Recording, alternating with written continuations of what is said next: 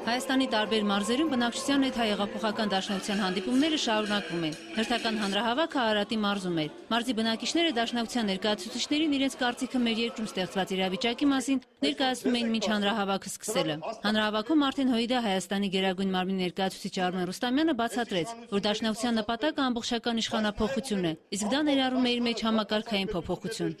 Նախագահի աթոռի շուրջ ձևավորված այդ օլիգարխիկ կլանային համակարգը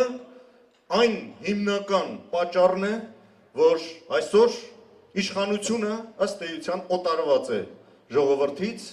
եւ նա ապրում է իր կյանքով, ժողովուրդն ապրում է բարձիթողի վիճակում, բախտի քմաճույքին մատնված։ Երկրում կատարվող փոփոխություններին պետք է մասնակից լինի նաև ժողովուրդը։ Ժողովուրդը նաև պետք է զգա պետության զարկերակը ամեն պահի։ Ասել է, թե մասնակիցը պետք է լինի բոլոր իրադարձություններին։ Արմեն Ռուստամյանի կարծիքով ամբողջական իշխանափոխության հասնելու միակ եւ ճիշտ ճանապարհը ընտրություններն են։ 2000 ընտրատեղամասերում ունենալով սեփական քվեին նաև բոլոր ընտրողների քվեին տեր կանգնող 1 կամ 2 ներկայացուցիչ կարելի է ոչ միայն ընտրական գործընթացը վերահսկել, այլ նաև ընտրություններից հետո շատ կարևոր կրվան ունենալ։ Եթե անգամ կեղծեն ընտրությունները այդ պարագայում, մենք եթե ունենանք համապատասխան իրավաբանական հիմքերով ամրապնդված ապացույցներ կեղծիքների, մենք հաջորդ փուլը արդեն հետընտրական կվերածենք իսկապես համաժողովրդական ապստամբության։ Եվ այդ ապստամբությունը հիմք կունենա։ Դաշնակցության ամբողջական իշխանափոխության գաղափարը ըստ էության համակարգային փոփոխությունն է։ Իշխանությունը չի կարող հրաժարվել ներկայիս համակարգից, քանի որ այդ համակարգը բերում է փող, իսկ փողն էլ իշխանություն։ Արմեն Ռուստամյանի կարծիքով իշխանությունը երբեք չի կտրի այն ճյուղը, որի վրա նստած է։ Իսկ падգամավոր Արծվիկ Մինասյանը վստահ է, այսօր միայն սոցիալիստական գաղափարախոսության հարող քաղաքականությունը բոլոր ոլորտներում իրավիճակ կարող է փոխել։ Իսկ որ մեր երկրում ստեղծված իրավիճակը իսկապես օրհասական է, համոզվում ենք ամեն օր։ Աճել են ինքնասպանությունների եւ ինքնասպանության փորձերի թիվը։ Մարդիկ հուսախմբված,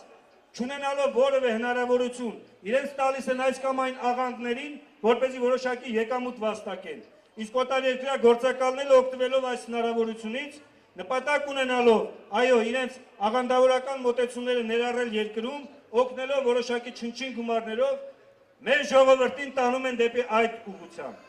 Իշխանությունը պետք է հեռանա, ազգային անվտանգությանը սպառնացող արտագաղթը միայն բավական է իշխանության գնահատականը տալու համար։ Իսկ հայը չի վերադառնում Հայաստան հետևյալ պատճառով։ Հայաստանում կա կոռուպցիա, որովհետև Հայաստանում չկա արդար մոտեցում մարդու աշխատանքին, որովհետև Հայաստանում կաշառակերությունը այն աստիճանի է բարձրացել,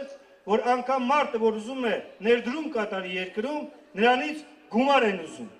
Դաշնակցության ներկայացուցիչների հորդորը մեկն է։ Կարելի է հաջողության հասնել միայն ժողովրդի աջակցությամբ։ Դրա համար պետք է աջակցել դաշնակցության